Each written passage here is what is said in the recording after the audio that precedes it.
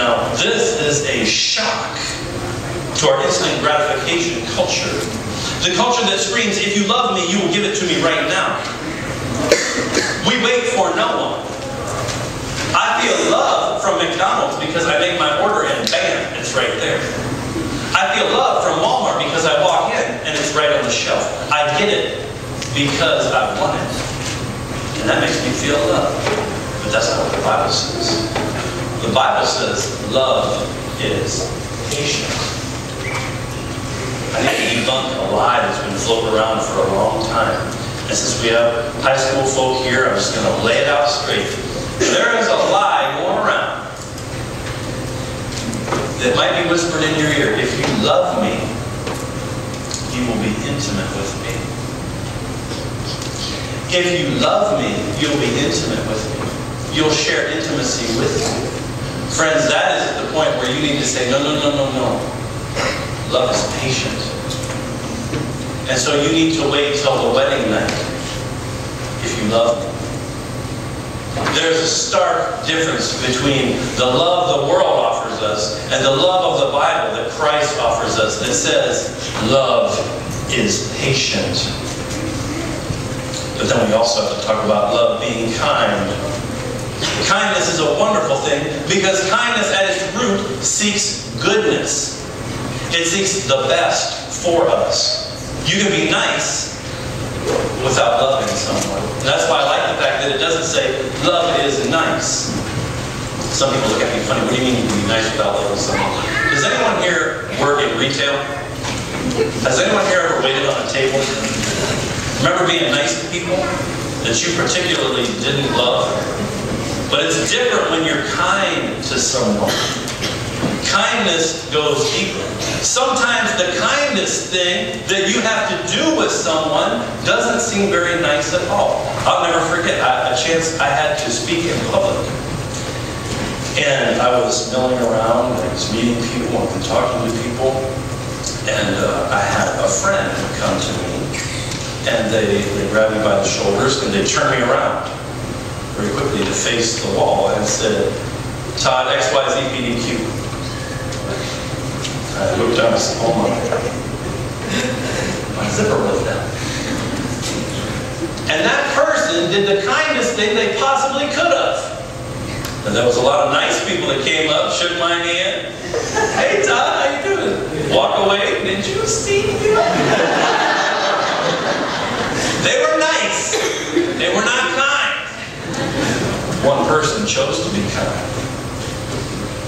Now, let's move on to 4B, and I'll give you a little string of what love is not. Love does not envy. It does not boast. It is not proud. And those are your fill in the blanks for 4B.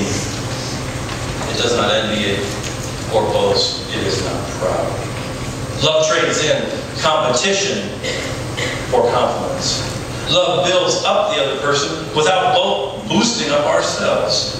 Many people make themselves feel bigger by making those around them feel smaller. I knew a man once who never missed an opportunity to say how dumb his wife was. And there were times I just wanted to look him in the eye and say, you married her, dude. What's that make you? Pride dies when love is born. Pride dies when love is born. Talk to that lady who trades in her shapely skirts for maternity wear. Talk to the man who trades in his sports car for a minivan when the baby's on the way. You see, pride dies when love is born.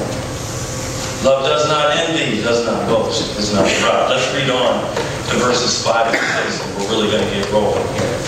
Verses 5 and 6. It is not rude. It is not self-seeking.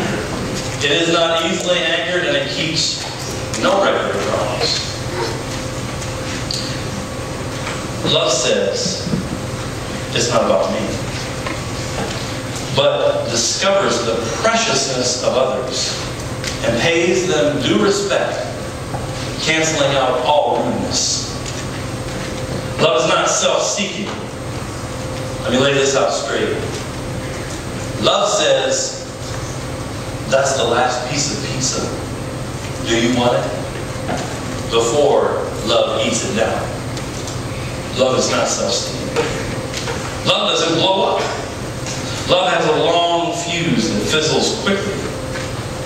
Now you need to understand, anger is not a bad thing.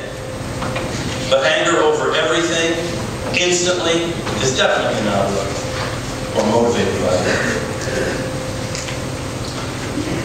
Love loses the list. It keeps no record of wrongs. Love dumps all the ammunition for the next argument. Love buries the hatchet. But unlike Brooks says, how you bury the hatchet but you leave the handle sticking out? No. You bury the whole thing. Love actually forgives and forgets. I'm a witness to that because, friends, I need to let you in on something. My wife and I fight. Okay? I know there are those here who've never had a fight in your blessed married life, and that's good for you, but we fight. But the marvelous thing, the marvelous gift that God has given us is that sometimes, even in the midst of our fights, I forget what we're fighting about. And I just fight the fight. But then we walk through a process of forgiveness that erases even what we were fighting about. Because love doesn't keep a list. Now, and love also moves into verse 6.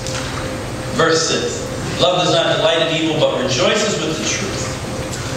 Now, this is sort of our transition verse. We have high contrast in the verse. Love does not delight in evil, but rejoices with the truth. I need to ask you, those people that you love, what makes them happy? What do they delight in? You can tell a lot about a person by what makes them laugh. Some people get a sick pleasure out of hurting those they love.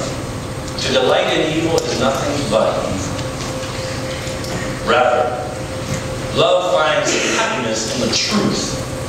Sometimes the truth is hard, but love can handle it. Love can't handle lies, but love can handle the truth and, in fact, rejoice in it.